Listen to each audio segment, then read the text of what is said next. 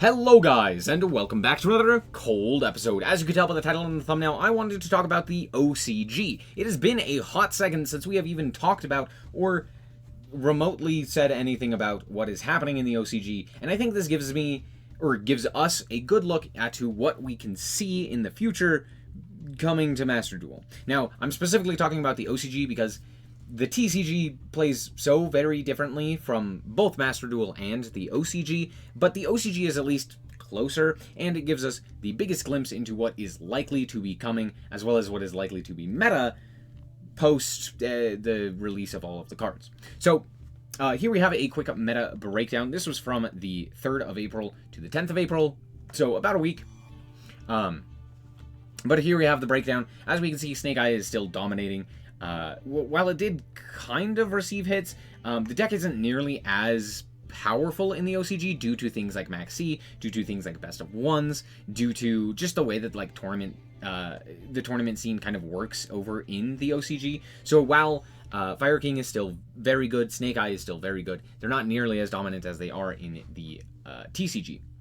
Then we have, also, there's been a whole bunch of other decks that have kind of contested it, as you will see. Then we have Voiceless Voice. I'm surprised that this deck is doing as well as it is in the OCG. It doesn't really function any differently from Voiceless Voice in the TCG, but they just like it more over there and are better players of it, or something along those lines. I don't know. Yeah, it's probably because it doesn't actually summon all that often, while still making a very competent board. So there's that. And I'm going to go over all of... I have a whole bunch of deck lists that I've pulled, so we'll go over those in a bit. Next we have Yubel. Yubel is a new archetype, technically. Technically, a bunch of the Yubel cards already existed, but it's a new archetype supporting those older cards, and utilizing a lot of the newer cards specifically. It's basically a new archetype in and of itself, but it plays around super polymerization, which you'll see, as well as a bunch of these other really interesting mechanics. Yubel is one of the more interesting of the newer decks, and so there's that. We then have Tenpai Dragon. Tenpai Dragon did actually receive a nerf, so it did go down in priority, but people are still playing it a fair amount. And yeah, Tenpai Dragon, I would imagine, is... actually, it's probably better than both Voiceless and Yubel. It just has less representation in this graph. But Tenpai Dragon specifically is basically a battle phase deck. You go second, you play a whole bunch of hand traps to stop your opponent from basically doing anything. And I mean an absurd amount of hand traps. You'll see that in the deck list. You have one-card combos that basically kill your opponent through the sun and through prosperity and stuff like that. And it's not fun. I say it's not fun. I haven't seen it. I haven't experienced it. It could be fun. It could be interesting. It's probably not, though. And it's a very interesting deck. Next up, we have Ritual Beast, which you know I'm here for and super happy about. Ritual Beast is a very old-school deck that received, like, 2 new cards, and all of a sudden it is actually competing as, like, it's kind of a rogue deck, basically, at this point, but it still is competing with Snake Eye, which shows how good that new support is, right? With how powerful Snake Eye is, the fact that Ritual Beast can compete is pretty impressive, and we'll go over some of those cards. There's a bunch of other stuff, but things I want to highlight are Centurion as well as Horus. Both decks that we do not currently have in Master Duel, but are likely to cause issues. Not cause issues, that's not the right term, but to be relevant. So I want to specifically point out those ones in particular. So yeah, I'm just going to go through some of the expected cards and the things to kind of look out for when playing Master Duel, if you don't already keep up with like the OCG or the TCG. So let's start off here with the Fire King Snake Eye. Now, Fire King Snake Eye works very similarly to how it does it in the TCG. So if you don't know how Fire King in particular works, we already have the Snake Eye stuff in in Master Duel, so I'm not going to go over those. But if you don't know how the Fire King stuff works, basically, Ponix is a level 1. Ponix is a level 1 fire, which means you can search it, not off of Bonfire. You can search it off of Ash, which is very nice. But you can also search it off of the original Sin, which means you can special summon a guy in order to get your combos going. But also what it does is it puts Fire King Sanctuary, which puts Fire King Island into rotation, which can then get you Garunix, and Garunix can special summon itself and then pop to search a card. Or not pop to search a card, but it can pop a card from your deck. Also, Ponix can search any of these cards technically right here. The Fire King Skyburn is another search that they can go for. But notably, what this does is Garunix will oftentimes pop a Kieran, and then that Kieran will be used to bring back a card, which can then pop an additional card. If you don't know, Kieran is an absolutely insane card, and the main reason to actually play all of the Fire King stuff. In fact, sometimes you will even like search out the Kieran because it's more valuable to have Kieran for your fire or for your Snake Eye stuff with the Fire King Island. But there's that. But this is the most important card, so I'm going to actually just read it. During your main phase, if this card is in your hand, you can destroy one other fire card in your hand or face a field, and if you do, special summon this card. Now, notably what this does, during the main phase, if your opponent were to activate something like Effect Veiler or Imperm to potentially negate an Ash Block, or Snake Eye Ash or Snake Eye Poplar or something along those lines, you can be like, no, I'm going to dodge that effect with Fire Avatar, or Fire King High Avatar Kieran, and now my effect does go through, which is pretty nice.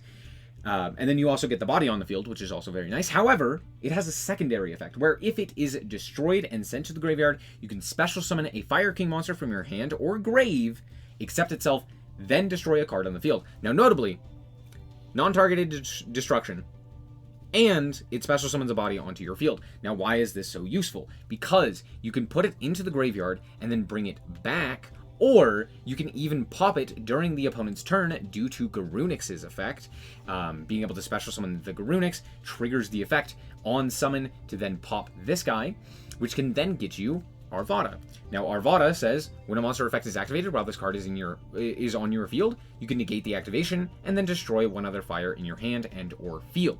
Now, obviously, Arvada also triggers the Kieran, which is very, very cool. Now, there's a lot of ways to basically get these guys onto your field, to utilize their effects, to basically trigger the other effects, and to basically interact with your opponent. Arvada is a negate, and Kieran is a pop, on top of the fact that you can search out Skyburn, which is also additional disruption through the destruction effect, which is very, very useful. And it just puts additional bodies onto your field. They're very recursive, they're very difficult to deal with, etc. So that's how the Fire Kings in particular work. Pair that with the Snake Eye stuff and a bunch of hand traps, and you can kind of see generally how this deck works, right? Nothing really too fancy or too new. It's basically just additional engine to kind of facilitate your strategy a little bit more and kind of provide like additional different ways to interact, right? You can interact through the grave, you can interact now through the hand, you can now interact through the field and through the field spells and all of that stuff. It's very nice. Also, technically speaking, Fire King Sanctuary, which could be on the field at this time, can also be used to, like, as a material for something like Snake Eye Ash or Snake Eye Oak, which this list isn't playing Oak. But it also has the ability to Exee during the opponent's turn, and the Fire King stuff does have a rank 8 Exee, which, hey, both of these happen to be 8s, that is just our colon summon, which is very useful. And then also, if it's destroyed, it brings back Fire Kings, or Fire Monsters? I think it's Fire Kings, which is insane. So it's a very, very powerful card, and you don't see it oftentimes in the Snake Eye lists, unless they're playing more of a Fire King package, which this one isn't. But yeah, there you go. That's the Fire King stuff. Next up, we have Tenpai. Tenpai, okay, I'm not going to lie. Tenpai is not a fun deck. Because it basically has 1, 2, 3, 4, 5, 6, 7, 8, 9, 10, 11, 12, 13 technically. 1-card combos that kill you. That just kill you into the sun. And I don't know if these are all exactly 1-card combos. I think some of them are like 1.5-card combos, so they need like a discard. But the only thing that they basically need to do is stop you from playing the game. So what they do is they play so many hand traps. 3, 6, 9, 12, 15, 18, 19 hand traps. And that's just hand traps. That's not including the 3 additional Forbidden Droplet to, break your board. as well as the Heavy Storm and Harpy's Feather Duster that they are main decking in a 41 card list. I don't know why this is 41 cards. I don't think you need both Harpies and Heavy Storm here, but it's fine. But you see my point.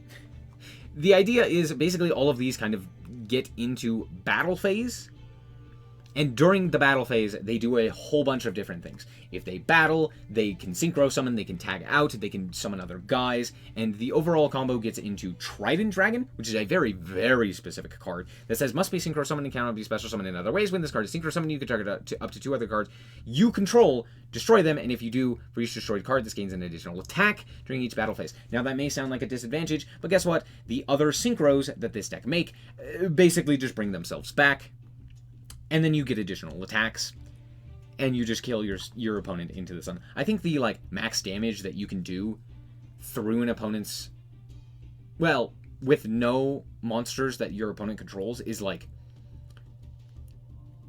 think it's 30,000 or something like that damage. It's ridiculous. They can kill you through Pot of Prosperity and monsters. It's a bit ridiculous. And the thing is, it's all 1-card combos as a going second deck. So they just play infinite hand traps to prevent you from playing the game, and then they go, cool, activate my 1-card combo, do you have the out? No? Awesome, you lose. And they play around Nib. So Nib just doesn't do anything to this deck, because it's all happening in the battle phase. They summon legitimately 20 times during the battle phase. Okay, that's not true, but it is quite a lot.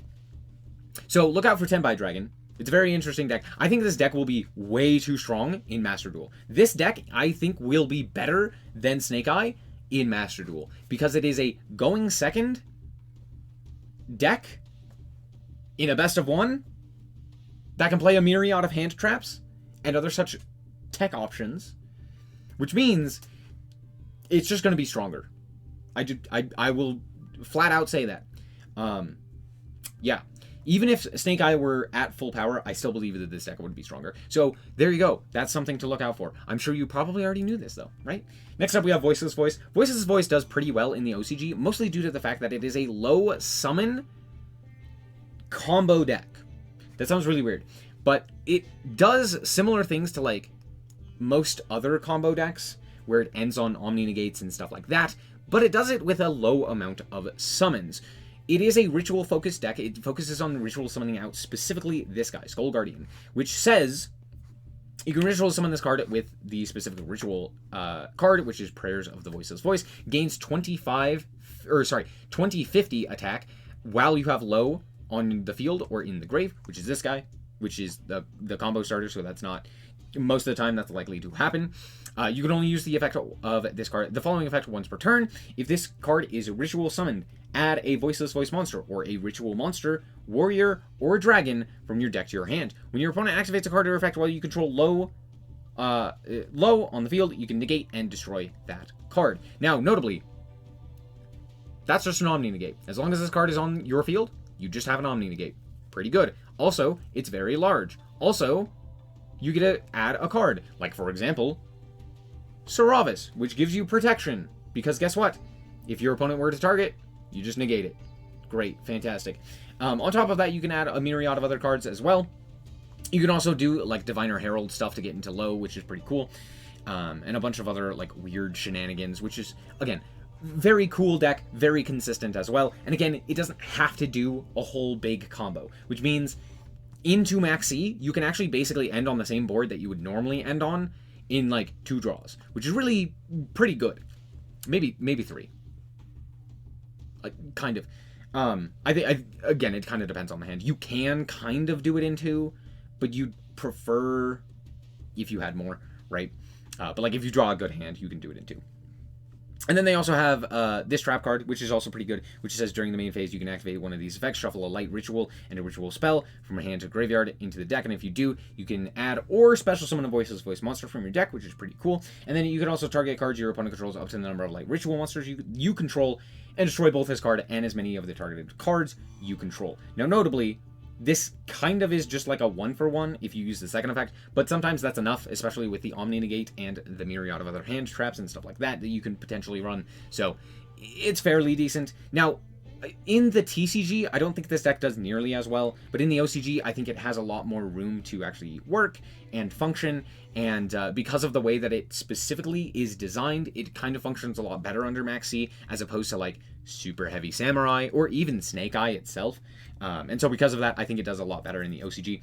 And I would also say that it's likely to do well in Master Duel as well, because it is a deck that basically just ends on Omni Negates and a bunch of hand traps, which is pretty good in Master Duel. It's kind of ignorant, and you just kind of win the game from playing your strategy.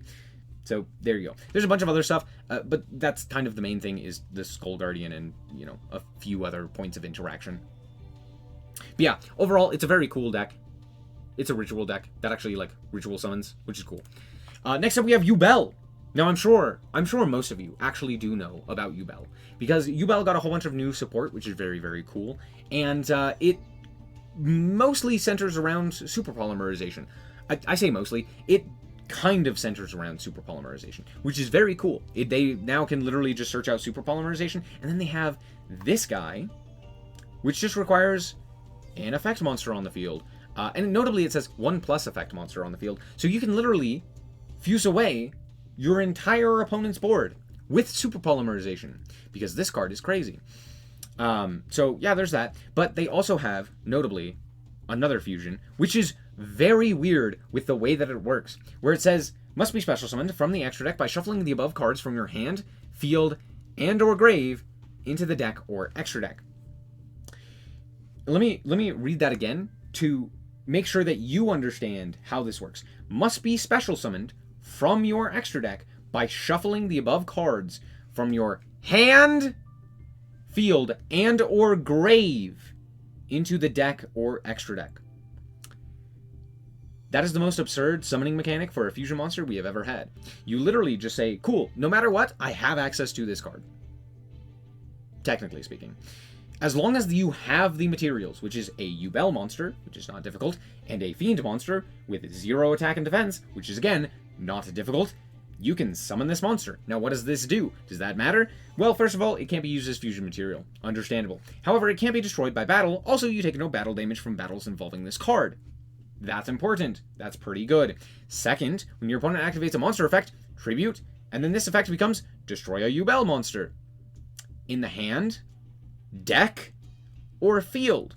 Now, if you know what the Yubel monsters do, you should understand that, holy shit, that triggers Yubel, or Terror Incarnate, or any of the other myriad of Yubel cards that we currently have, because it can trigger from the deck. Now, what is the overall strategy of this? Okay, yeah, I can fuse away my opponent's board. Well, the overall strategy is basically twofold. One, you can either force your opponent to basically punch you in the face a million times, which actually deals them damage through things that like the Nightmare Throne, as well as specifically Nightmare Pain, which is the one that redirects, as well as having any of these Yubels on your field. You force your opponent to attack you, so if they were to have the ability to attack, they would then take damage themselves, which is very impactful. Or you have Terror Incarnate, which just says, hey, during the end phase, no more monsters. Just none of them. Not allowed. Nope, not a single one. They're all gone. Now, honestly, you can also play a bunch of other random stuff like Barrier Statue of the Abyss, which locks you into Darks, which this is like one of the weirdest times in Yu-Gi-Oh! Where this actually is a good floodgate. Like 99% of the time, this doesn't do anything. It's like, oh yeah, there's a Dark deck that probably just does not care about this. But this is one of the few times where it's like, no, actually, this is pretty good against a lot of the metagame. You can also play the Unchained stuff, which is kind of interesting, and a bunch of the other cards, like the Dark Beckoning Beasts, happen to have the correct stat lines for stuff like this, so you get the extra normals, and etc., right? Not going to go too much into detail about that, but yeah, that's kind of the idea. They punch you, and you basically punch them back for punching you. And you can super poly the board, which is crazy. Next up, we have Centurion. Centurion currently does exist in the TCG. However, it's actually playable in the OCG, which is interesting. And we did just get some new support that had just been leaked. But I do want to give you a quick rundown of Centurion. Now, I don't think this deck is going to be all that good, but it is going to be at least a rogue option to play, especially because of King Calamity. Now, notably, King Calamity is banned in the OCG, because this deck is a lot better in the OCG. Why? Because of the way that these cards in particular work. It says, during the main phase, if this is a continuous trap, you can special summon it. That last line of text. Which means you can special summon it during the opponent's turn. And if you wanted to, you could even special summon it after your opponent's max C wears off. Which is very nice. That means that this deck has the ability to kind of play on both players' turns and more or less do something. Which means that they're not entirely shut down by the Roach. Which makes them ever so slightly better. Again, not insane.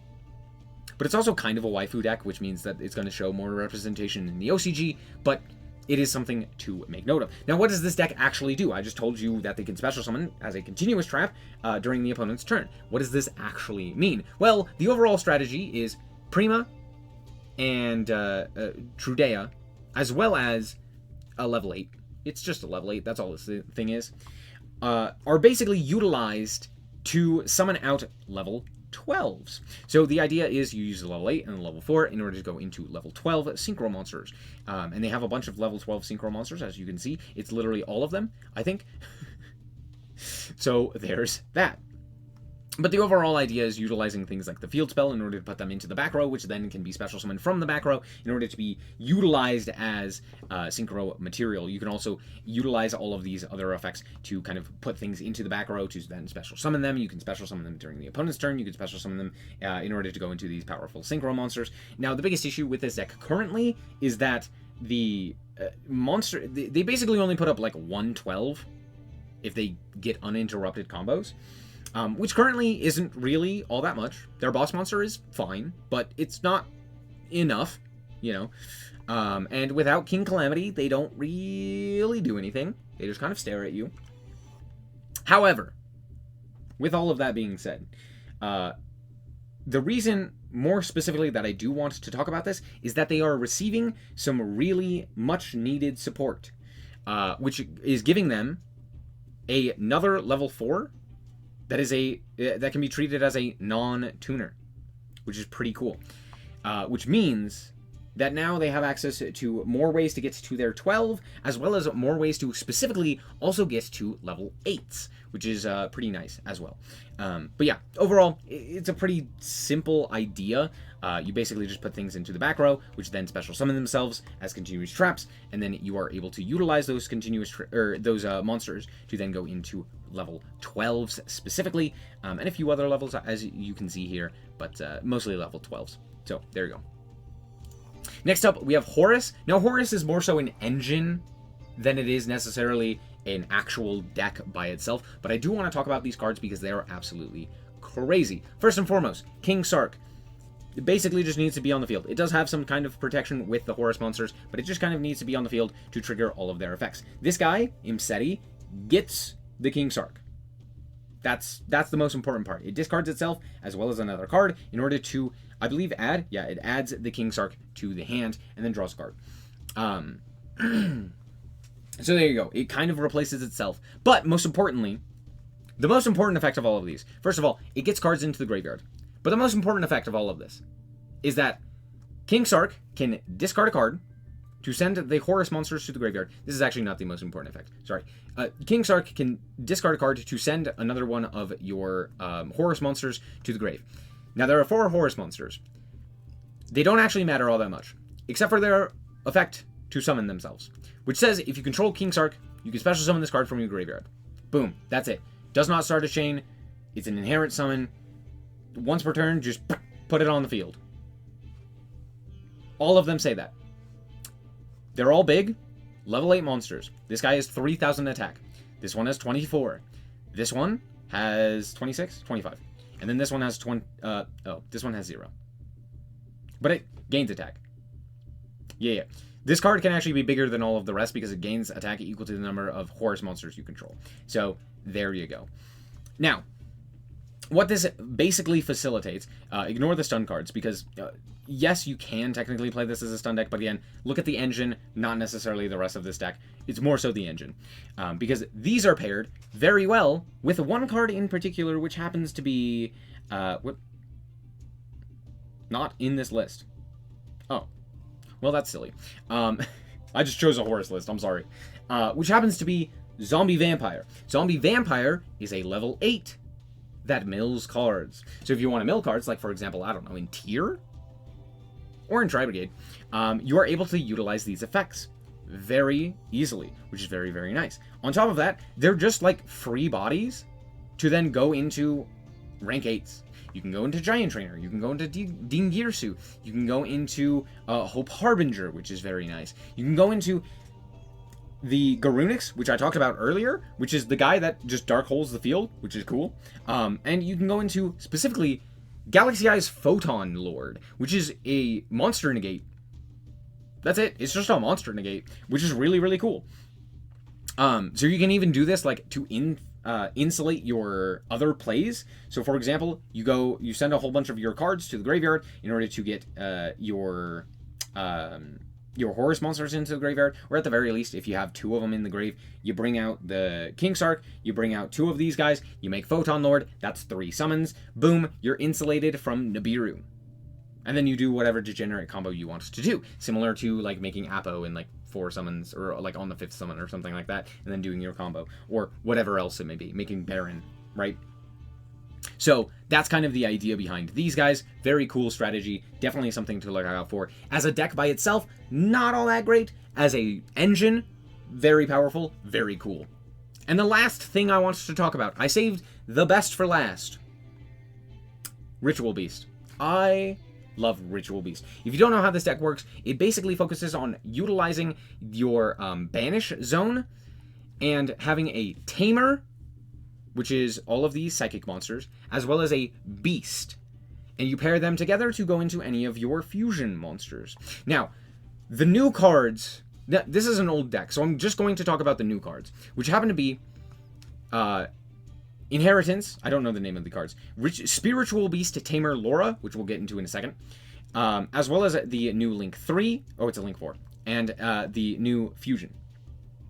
So, first and foremost, Spiritual Beasts are both, Spiritual Beast Tamers are both Ritual Beasts as well as Tamers, which means that you can use them as either material.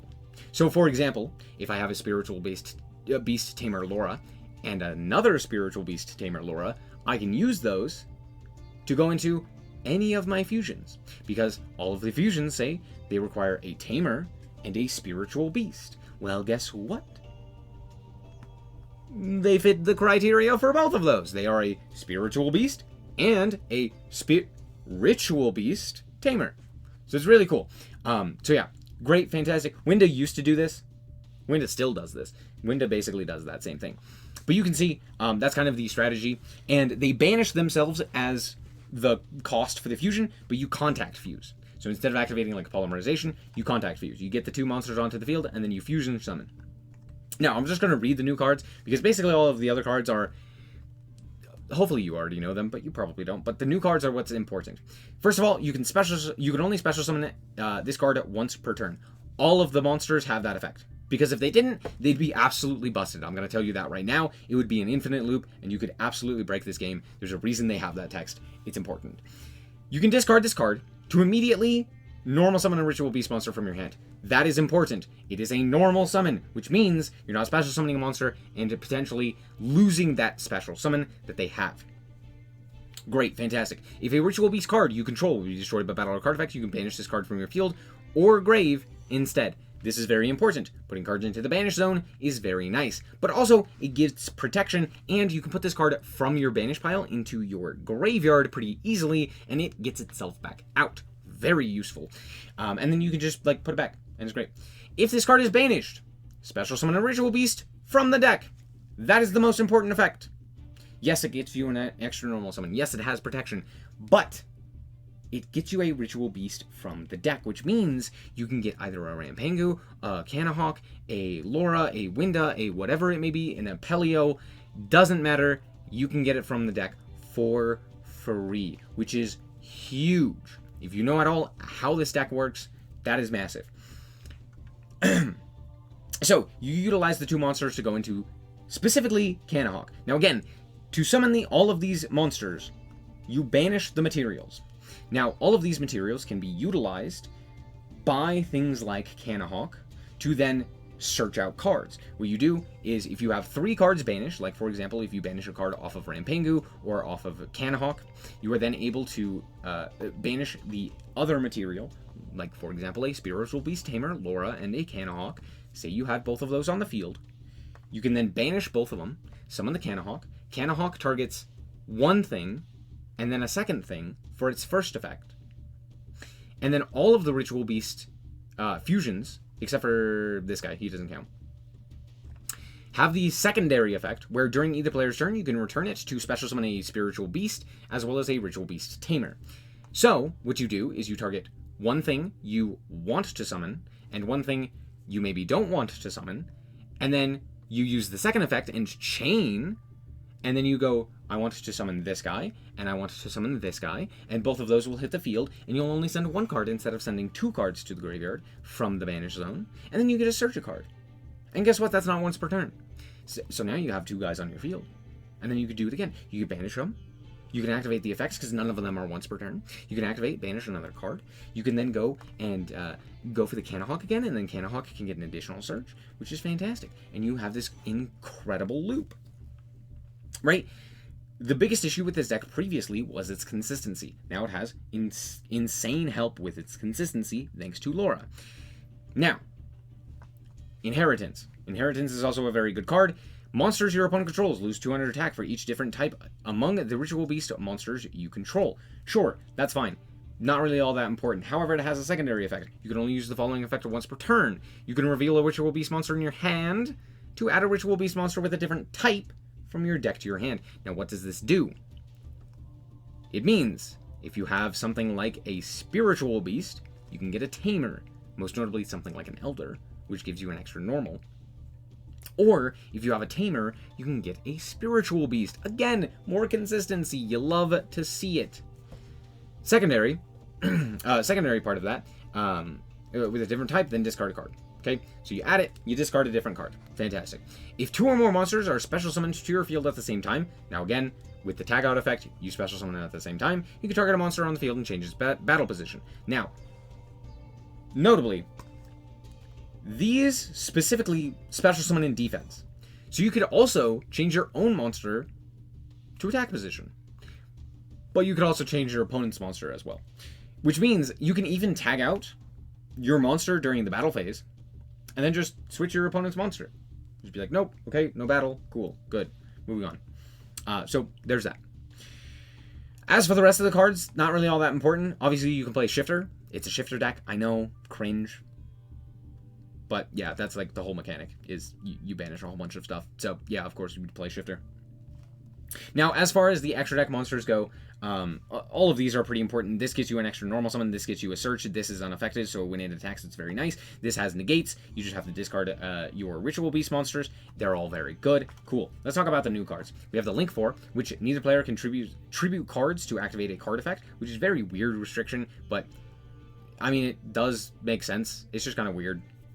And then you can only use the following effect of this card's name once per turn. You can target one of your banished Ritual Beasts to return it to your hand or extra deck, then immediately normal summon a Ritual Beast monster from your hand. Now, this is very useful because you could just return and then normal summon it, which is great. And then during your opponent's turn, you can target a Ritual Beast monster you control and a card your opponent controls and banish them. Yeah, it's a targeted banish. And it also gets the material that you need, which is also great. And it can grab something like a Canahawk, which can then banish another card, which gets you off to the races even more. So that's pretty cool. So it's additional removal, which is pretty cool, with another like kind of weird effect. And then we have the new fusion, which does the same thing as the other fusions. You banish the materials from your field and or grave. Oh, this one notably can also use the grave as material, which is very important because again, Canahawk puts them into the grave, whereas this can get them out of the grave.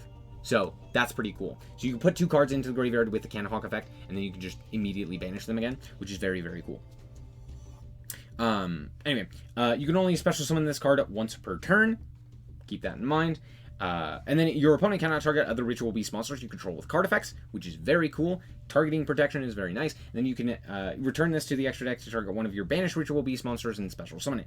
Notably, this only gets one monster, but it's more so for those other effects, those other like incidental effects. You get to banish from the grave to get this guy onto the field. It gives you that additional protection, and then you can still special summon back one of your banished monsters. It's great utility for the deck and is still very useful. And it notably is a Ritual Beast ulti, which is very useful for this guy's summon because he specifically requires a Ritual Beast ulti, a Ritual Beast tamer, and a Spiritual Beast, which is very hard to do normally, but with the addition of this card in particular, it becomes a lot more useful and a lot easier to make, and then he's just an Omni. Yep, he's just in Omni Negate.